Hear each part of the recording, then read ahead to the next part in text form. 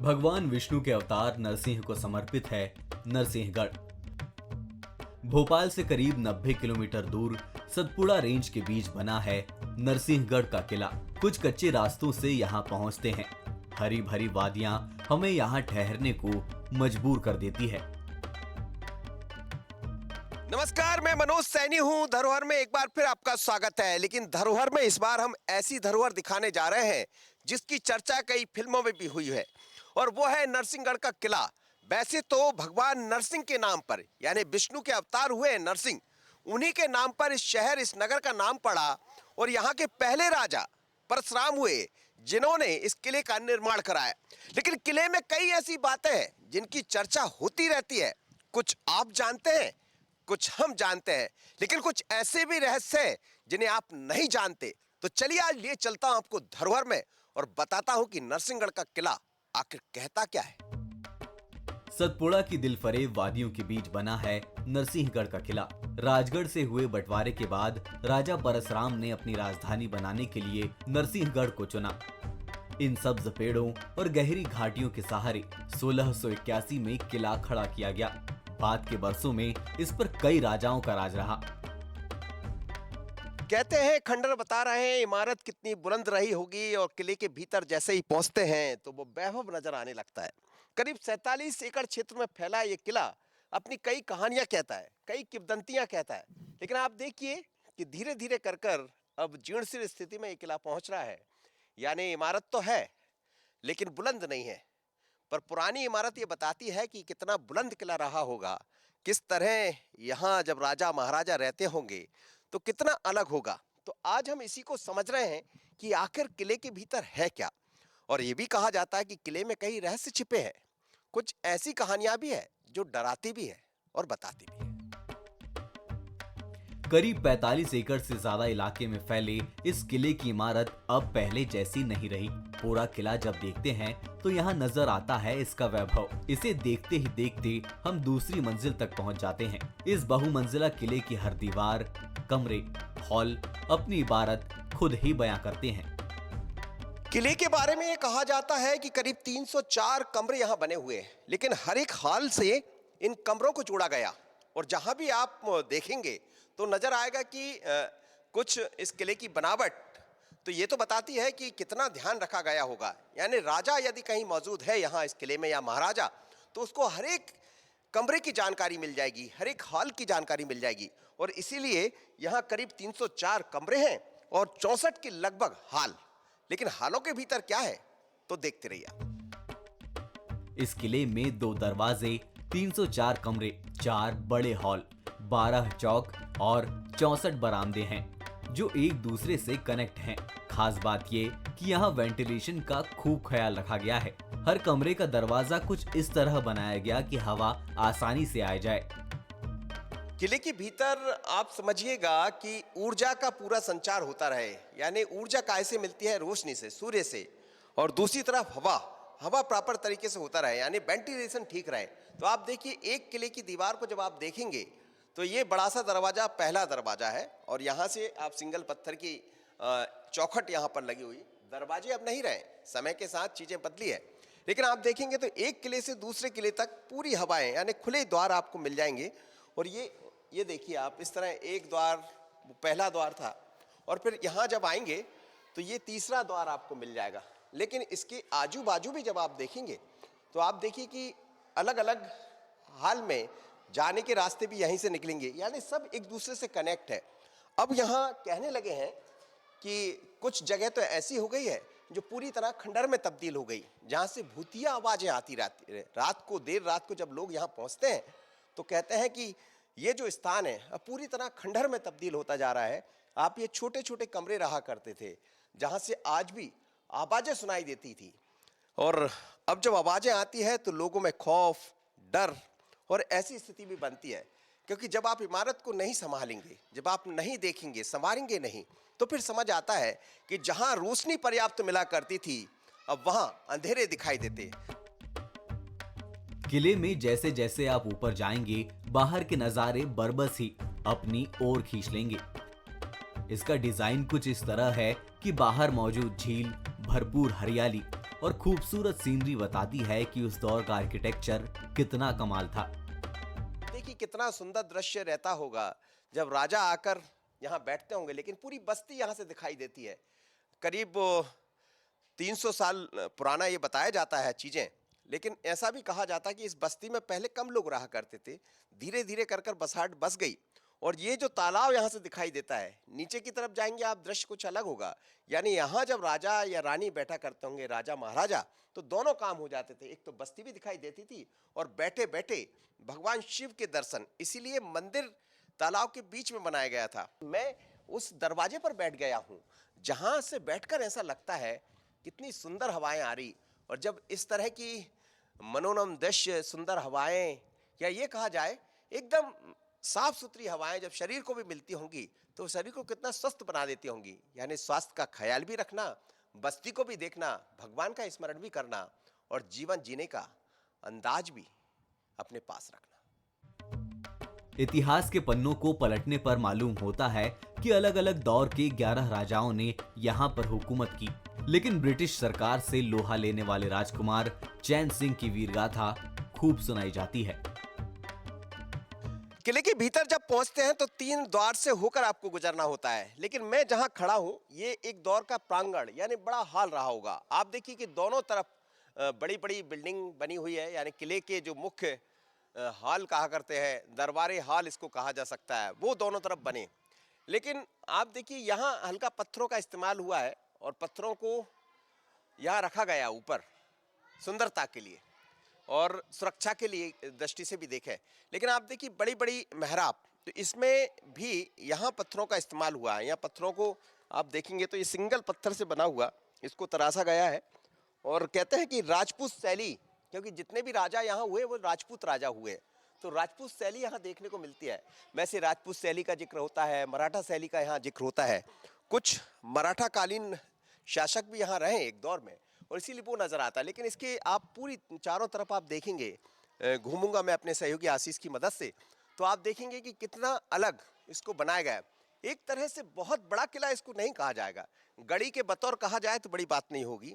पहले किले बहुत अलग रहा करते थे जितने किले हम देखते हैं, लेकिन ये किला तो इसको कहा जाता, लेकिन उसी तरह बनाया गया है। यानी नक्काशी की गई है, दीवारों पर अलग अलग तरह से आकृति उकेरी गई है, वो नजर आती है। तो ये भी बताया जाता है कि हिंदू शासक जितने भी रहे हैं वो खासकर इन बातों का ध्यान रखते थे। पशु पक्षी आपको दिख जाएंगे, सूर्य का आप यहाँ देखेंगे तो दीवारों पर जैसे ही आप ऊपर देखेंगे तो सूर्य बना हुआ दिख जाएगा, जो ये बताता है कि राजपूत राजाओं की जो पहचान होती रही है वो सूर्य से होती रही, क्योंकि सूर्यवंशी कहे जाते थे। और जैसे ही आप यहाँ आएंगे तो यहाँ के बाद ऊपर भी है, लेकिन ऊपर क्या है तो पहले यहाँ देख लीजिए, फिर मैं आपको ऊपर भी दिखाता हूँ। चलिए मेरे साथ। पूरा इलाका 2 हिस्सों में दिखाई पड़ता है, जिसमें एक पुराना किला है जो जगह जगह से अब टूट फूट रहा है। दूसरा भाग जो बाद में बना कुछ ठीक दिखता है। राजा परशुराम के बाद ऐसे करीब 11 राजा यहाँ हुए हैं, शासक हुए हैं, जिन्होंने अलग अलग समय में राज किया है। एक वो किला है पुराना जिस पर मैं खड़ा हूँ और उसके बाद चीजें बदली। तो आप देखिएगा कि नए किलों का निर्माण भी हुआ। किला नहीं कहेंगे बल्कि रहने के लिए कुछ क्षेत्रों का और बाद में ये कहा जाए पुनर्निर्माण कराया गया, जो नजर आता है। लेकिन किले के स्वरूप को पुनः उसी स्वरूप में ढालने का प्रयास जरूर किया गया। लेकिन पीछे जब आप किले की टूटी हुई इमारत को देखेंगे तो ये बताती कि उस दौर की शैली कुछ अलग रही होगी। उसके बाद जो अलग अलग दौर में राजा आए तो उन्होंने इन चीज़ों को कुछ अलग तरह से बनाया, जो आज नज़र भी आता है और दिखता भी है। लेकिन किले को आप अलग अलग दृष्टि से देखेंगे तो ये समझ आता है कि जितने राजा यहाँ आते रहे होंगे उन्होंने अपने तरह से इस किले का निर्माण कराया, बल्कि जहाँ जिसको जो मौका मिला उसने उस स्तर पर काम किया। पर शैली वही रही है, राजपूताना शैली कहें इसे, मराठा या मुगलों की शैली। बाद में चीजें बदले जरूर है, लेकिन निशान आज भी दिखाई पड़ते हैं। किले के सिल्वर गेट के सामने राम सीता का पुराना मंदिर है। ये कभी कभार ही खुलता है। किले के दूसरे मुख्य द्वार पर किला सरकार विराजे गए, यानी भगवान हनुमान का मंदिर है, जिस मंदिर में अब ताले लगे होते हैं। लेकिन उसके ठीक सामने जहां हनुमान होंगे वहां राम का होना स्वाभाविक है। और जैसे ही आप पलटेंगे तो फिर आपको भगवान राम, लक्ष्मण, सीता का मंदिर मिल जाएगा। कहा यह भी जाता है कि राजा रघुनाथ जो यहाँ के हुए हैं, रघुनाथ का मतलब यह है कि रघु यानी राम, राम के प्रेमी, और इसलिए यहाँ राम लक्ष्मण सीता का ये मंदिर बनाया गया जो प्राचीन मंदिर है, उसी दौर का सैकड़ों साल पुराना ये मंदिर है। यहाँ भगवान राम लक्ष्मण सीता विराजे हैं, लेकिन अब यहाँ ताला लग गया। समय के साथ कोई आता है, पूजा करके वापस चला जाता है, क्योंकि ये एक ऐसा किला है जिसका राज परिवार आज भी मौजूद है सरकार में, यानी राजवर्धन सिंह जिनका नाम कहा जाता है, वो वर्तमान में राजा है। अब इस किले की तरफ नहीं आते हैं। भानु प्रताप जब तक हुए तब तक इस किले में आना जाना लगा रहा, लेकिन धीरे धीरे कर पर किले को देखिए, किले के बाहर जो मंदिर है वो कितना सुंदर है, बहुत अच्छे, एक शानदार गुम्बद यहाँ दिखाई देगा। उसके बाद रंग बिरंगे, चूंकि पहले जो पत्थर का रहा होगा मुझे लग रहा है, धीरे धीरे कर इसको रंगीन रंग में तब्दील कर दिया गया है, अलग अलग रंग इस पर पोते गए हैं, लेकिन उसी दौर के ये बताए जाते हैं।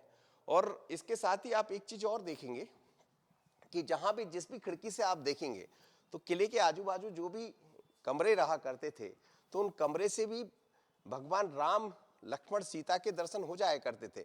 यानी एक तरफ प्रकृति और दूसरी तरफ इन खिड़कियों को आप देखेंगे तो इन खिड़कियों से अलग अलग दौर में जो भी राजा रहे हैं वो मंदिर में दर्शन किया करते थे।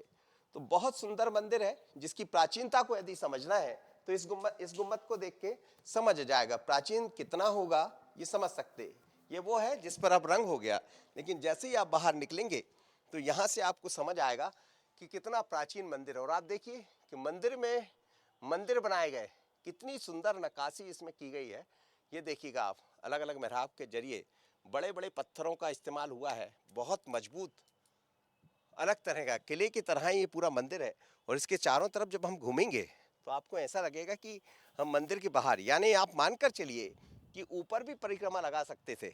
इस पूरे परिक्रमा को तैयार किया गया है, भगवान सामने की तरफ होते थे और इसकी तरफ से पूरा परिक्रमा यहाँ का लगा करता था।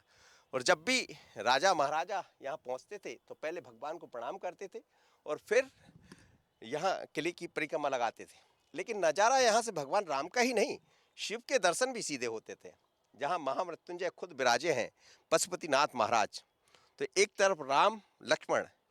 ये भी कहा गया है रामायण में, तो साफ जिक्र है कि भगवान शिव को राम प्यारे थे और राम को शिव प्यारे थे। यानी किले के निर्माण में राम लक्ष्मण सीता तीनों का ध्यान तो रखा गया, लेकिन भगवान शिव का भी ख्याल रखा गया। और इस तरह हम घूमते घूमते जब इधर आ जाएंगे तो पूरा हमारा परिक्रमा कंप्लीट हो जाएगा। और इस परिक्रमा को कंप्लीट करने के बाद कहते हैं कि आपकी मनोकामना भी पूर्ण हो जाती है। तो यहाँ मनोकामना मेरी भी पूर्ण होगी, और जितने भी राजा महाराजा रहे उनकी भी अलग अलग तरह से मनोकामनाएं रही होंगी जो पूर्ण होती रही। लेकिन आज ये बताता है कि ये किला पूर्णता में नहीं है, ये किला धीरे धीरे कर खंडहर में तब्दील होता जा रहा है। जरूरत है इसको संवारने की। जब किला है तो फिर खजाने से जुड़े किस्सों का जिक्र भी आएगा ही। यहाँ कई तलघर हैं और गुप्त रास्ते भी रहे हैं। किले के बारे में कई किंवदंतियां हैं, और जब आप गुजरेंगे तो कुछ स्थान तो ऐसे हैं जहां आपको झाड़ियों से होकर गुजरना पड़ता है, क्योंकि किले में काफी टूट फूट हुई है, या ये कहें कि इमारत अब ध्वस्त होती जा रही। लेकिन जो इमारत ध्वस्त होती जा रही है इसके पीछे भी कई कहानियां हैं। कहते ये हैं कि ये जो स्थान है, यहाँ से आप देखिए नीचे नीचे तलघर बने हुए थे जो अब धीरे धीरे कर दब गए हैं। और आज भी इन किलों को खोदने के लिए कई तांत्रिक यहाँ पहुंचते हैं, जिन्होंने इनको खोदा और इस स्थिति में पहुंच गए कि अब किले खंडहर में तब्दील होते जा रहे हैं। लेकिन कहते हैं कि खंडहर जब तब्दील बदलता है तो बड़े बड़े पत्थर ये बताते कि इमारत कितनी बुलंद है ये। और यहाँ नीचे से आप देखेंगे तो ये द्वार रहा करते थे। मैं जहाँ खड़ा हूँ, ये कहते हैं कि यहाँ से, ये देखिए आप, जैसे ही आप यहाँ खड़े होंगे तो ये कहा जाता है कि यहाँ से बाहर की तरफ अलग अलग रास्ते निकला करते थे जो दूसरों किलों में जाया करते थे। तो ये वो स्थान है जहाँ से बाहर के लोगों का आना जाना लगा रहता था। और दूसरे किले का मतलब ये है कि सुरंग जिसे कहा जाता है, ये कुछ सुरंग जो है अब वो बंद हो गई हैं। इन सुरंगों को आप देखिएगा, इनको बंद कर दी गई। कहा यह जाता है कि यहाँ करीब करीब 10 से ज़्यादा ऐसी सुरंग है जो दूसरी तरफ खोजती है। आप ये देखिए, ये देख सकते हैं, ये सुरंग है। अब थोड़ा सा इसमें जाने का रास्ता बचा है, लेकिन इसको पूर दिया गया, यानी बंद कर दिया गया। पर आज भी किले में इन किलों की दीवारों से कई तरह की आवाज़ आती है, क्योंकि तांत्रिक यहाँ पहुँचते। कहा जाता है कि रहस्यमयी खजाना इसके आसपास छिपा है। तो लोगों का आना जाना यहाँ लगा रहता है। कई लोग आते हैं इस उम्मीद में कि शायद खुदाई के बाद कुछ मिल जाएगा, लेकिन देर रात जब होती है तो कहा तो ये भी जाता है कि यहाँ मेरे ठीक पीछे जो दरवाजा दिखाई दे रहा है, इस दरवाजे से अब तरह तरह की आवाजें आती है। ये स्थान एक नहीं बल्कि ऊपर नीचे आप जहां भी देखेंगे तो इसमें ऐसे कई तलघर मिल जाएंगे। कुछ ऐसा स्थान मिल जाएगा जिसमें कई रहस्य छिपे हैं। उन रहस्यों के बीच से जो आवाजें आती है वो डराती भी है। नए किले में महारानी का स्विमिंग पूल भी है। यहाँ तक पानी लाने के लिए एक खास तकनीक अपनाई गई थी। समय के साथ चीजें बदली और फिर किले में कुछ बदलाव भी देखने को मिले। पहले अलग अलग तरह के फव्वारे, नहाने के हमाम जिन्हें कहा जाता वो हुआ करते थे, लेकिन बाद के समय में यहाँ एक स्विमिंग पूल भी बनाया गया जिसके जीर्ण शीर्ण होते अवशेष आज भी दिखाई पड़ते हैं। ये वो स्विमिंग पूल है जहाँ पर राजा रानी नहाया करते थे और लुप्त लिया करते थे। कहा तो ये भी जाता है कि पानी आने का, इसमें पानी को लाने का जो तरीका था वो भी नेचुरल था, यानी बारिश का जो पानी होता था वो छत के ऊपर से सीधा यहाँ पहुंच जाता था। बाद में इस स्विमिंग पूल का इस्तेमाल नहाने में किया जाता था और यहीं से पानी की साफ सफाई भी हुआ करती थी। लेकिन कहा तो ये भी जाता है कि इसको भी बड़े अलग तरीके से इस स्विमिंग पूल को तैयार किया गया था, जहां समय समय पर जो भी राजा महाराजा रहे हैं वो नहाते रहे हैं। रानियां नहाने का लुत्फ लेती रही है और कहते हैं कि कई जो उनके साथ पटरानियां होती थी, रानियां यहाँ पहुंचती थी और इस स्विमिंग पूल का पूरा आनंद लेती थी। किला जहाँ बना है उसके नीचे बस्ती बसी है। आने जाने के साधन हाथी घोड़े होते थे। अस्तबल अब खंडहर में बदल गए हैं। पहले के दौर में आवागमन के कोई साधन नहीं होते थे तो इस्तेमाल किया जाता था घोड़ों का, हाथी का। तो ये वही स्थान है जहां घोड़े बांधा करते थे, जिसे अस्तबल कहा जाता है, जिसके अवशेष आज भी दिखाई देते हैं। यानी एक तरफ किले में रहने वाले राजा महाराजा हुआ करते थे तो दूसरी तरफ इसी प्रांगण में जितने भी हाथी घोड़ा होते थे उनको यहाँ बांधा जाता था। कहा यह जाता है कि ये जो छोटे छोटे स्थान बने हुए हैं जो अब टूट गए हैं, इनमें घोड़े बांधे जाते थे। एक एक घोड़ा यहाँ बांधा जाता था और ऐसे सैकड़ों घोड़े इस पूरे उसमें बंध जाया करते थे। अकेले घोड़े ही नहीं बल्कि हाथी भी यहाँ बंधा करते थे, जिनके अवशेष आज भी दिखाई देते हैं। किला बनवाने वाले राजा परशुराम ने यहाँ एक बड़ी झील बनवाई थी। झील की खूबसूरती किले में चार चांद लगाती थी। आज भी बरगद पर लटकी चमगादड़, पक्षियों की चहचहाहट, तालाब में अटखेलियां करती मछली और जलमुर्गी के साथ कई बार सांप भी दिख जाते हैं। इस जगह की खूबसूरती देख डायरेक्टर महबूब खान ने पहली रंगीन फिल्म आन की शूटिंग यहाँ पर की थी। स्त्री 2 के कुछ सीन्स भी यहाँ फिल्माए गए हैं। रावत परशुराम ने जब ये किला बनवाया तो किले के साथ ये कहा जाता है कि पानी के संरक्षण का खास ख्याल रखा गया और जिस भी किले में हम जाते हैं वहाँ पानी का संरक्षण दिख जाता है। ये इतना बड़ा तालाब है कि जहाँ तक आप नजरें दौड़ाएंगे आपको लगेगा कितना खूबसूरत है। और ये वो दौर है जब मैं 2024 में आपसे बात कर रहा हूँ और जब 1681 में तालाब बना होगा तो कैसा रहा होगा, कितना यहाँ जंगल होगा और किस तरह के मनोरम दृश्य होंगे। लेकिन आज भी वो चीजें, वो धरोहर कुछ नहीं बदला है, क्योंकि यहाँ भगवान शिव का धाम भी है और तालाब में तैरती मछलियाँ खुद अपने आप को आकर्षित करती हैं, बल्कि खुद बुलाती है। कहीं तालाब में आपको मछली दिख जाएंगी तो कहीं आप देखेंगे तो जो पानी की जलमुर्गी जिन्हें कहते हैं वो दिख जाएंगी। और देखिए आप कितनी दूर तक, अब जंगल थोड़ा सा कम हुआ है लेकिन कहते हैं कि एक दौर में यहाँ आज भी तेंदुए, लेपर्ड, छोटे छोटे जो वन्य प्राणी है वो यहाँ दिख जाते। कई बार तो ऐसा कहा गया कि यहाँ टाइगर भी देखने को मिला है। लेकिन एक नहीं बल्कि दोनों तरफ, यानी तालाब का जो पूरा क्षेत्रफल है, आप देखिए कि बीच में शहर नरसिंहगढ़ और उसके बाद दोनों चारों तरफ पानी ही पानी। कहा यह भी जाता है कि झील के बीचों बीच भगवान पशुपतिनाथ की खास पूजा के लिए मंदिर बनवाया गया था, जहां आज भी लोग पहुंचते हैं। हर हर महादेव। कहते हैं कि जितने भी राजा महाराजा हुए हैं उन्होंने दो चीजों का बड़ा ध्यान रखा।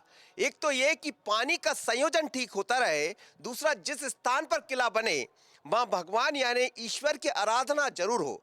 और अमूमन हम जहां भी जाते हैं जिस किले के नजदीक, वहां भगवान शिव का अनूठा अनोखा मंदिर मिल जाता और ये भगवान पशुपतिनाथ का मंदिर है। कहते हैं कि यहाँ जो भी कामना लेकर आता है वो कामना पूर्ण हो जाती है। भगवान शिव का धाम तो जहाँ भी होता है वह भगवान के अद्भुत रूप, अद्भुत दर्शन देखने को मिलते हैं। लेकिन नरसिंहगढ़ का ये किला, किले के नज़दीक बना ये शिव धाम, जिसे पशुपतिनाथ के नाम से जाना जाता है, इतनी अद्भुत मूर्ति है कि इसके 5 स्वरूप को आप देख सकते हैं, पंच रूपों को आप देख सकते हैं। और पंच रूप का मतलब ये होता है कि 5 चीज़ों से मिलकर ये दुनिया बनी है, और वही इसमें शायद नज़र आता है। लेकिन ईश्वर की ऐसी आराधना कि यहाँ पहुँचने वाले जो दर्शनार्थी है, जो भगवान की आराधना करने वाली महिलाएं हैं, वो भी जब यहाँ पहुँचती है तो हर एक कामना लेकर यहाँ पहुँचती है। और ईश्वर के प्रति इतनी अकाट्य श्रद्धा है कि देखते ही बनती है। लेकिन ये सब बताता है कि हमारे जब किले बने होंगे, जो हमारी धरोहर होंगी, जिनकी चर्चा अमूमन हम करते रहते हैं, तो उसके पीछे क्या लॉजिक रहा होगा, क्या सोच रही होगी, क्या परंपरा रही होगी, क्या संस्कृति रही होगी। और इसलिए जैसे ही मैं यहाँ से दर्शन करता हूँ और यहाँ से ठीक यदि दूसरी तरफ नंदी को हम देखते हैं, तो देखिए आप, भगवान नंदी यहाँ विराजे, खुद देख रहे हैं।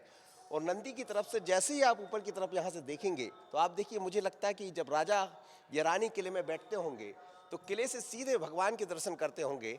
लेकिन ये अद्भुत किला है और अद्भुत मंदिर है, जिसकी जितनी बातें करें वो कम है। कहा तो ये भी जाता है कि इसमें बहुत ऐसी चीज़ें देखने को मिलती है जिनकी चर्चा हम आगे भी करते रहेंगे, क्योंकि यहाँ भगवान शिव भी है और किले का अद्भुत स्वरूप भी। किले और आसपास की सुंदरता आज भी लोगों को अपनी ओर खींचती है। स्कूली बच्चे धरोहर को देखने समझने के लिए दौड़ते भागते मिल ही जाते हैं। नरसिंहगढ़ किले के इतिहास को हमने समझा है, यहाँ की बातों को हमने समझा है कि आखिर किस तरह राजा और रानी रहा करते थे। समय के साथ बहुत कुछ बदला है और किला अब एक तरह से खंडहर में तब्दील होता जा रहा है, जो ये कहता है कि कोई आकर इसे संवार ले। लेकिन ये एक ऐसा किला है जिसके घराने, यानी राजघराने, आज भी मौजूद है। और कहा जाता है कि समय समय पर वो लोग यहाँ आते भी हैं, पर ऐसा कोई नहीं है जो आकर इसको एक नए मुकाम पर पहुंचा दे। इससे 2 काम होंगे, एक तो ये कि हमारी धरोहर भी बच जाएगी, और दूसरा पर्यटन के क्षेत्र में कुछ नया बढ़ावा भी मिल जाएगा।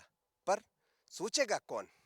तो उम्मीद यही है कि शायद इस खबर को देखकर सरकार भी समझेगी और इस किले के जो वारिस हैं वो भी समझ पाएंगे।